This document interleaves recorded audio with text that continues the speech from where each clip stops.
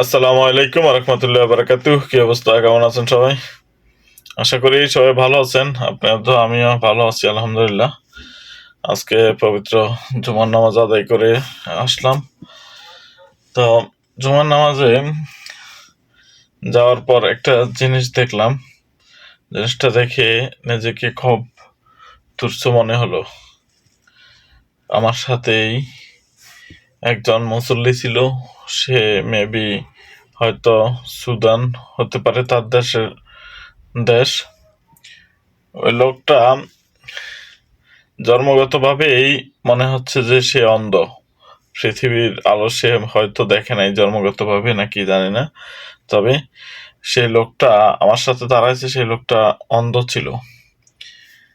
আর ওনার body fitness ছিল অনেক সুন্দর, লম্বা ছিল প্রায় 6 ফিটের মতো।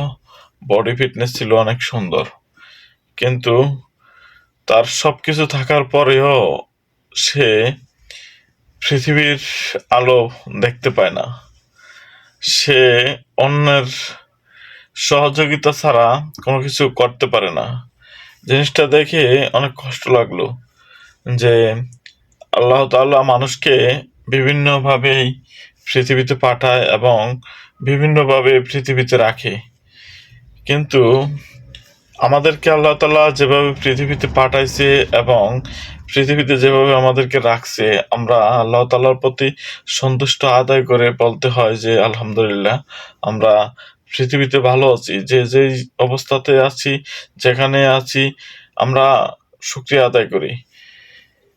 কারণ ওই লোকটাকে দেখে অতটাই কষ্ট লেগেছিল যে লোকটারও মা বাপ আছে, বউ বাচ্চা আছে, সংসার ধর্ম সবকিছু আছে। ওই লোকটাকেও আল্লাহ তাআলা তার রিজিকের ব্যবস্থা করে দেয় পৃথিবীতে।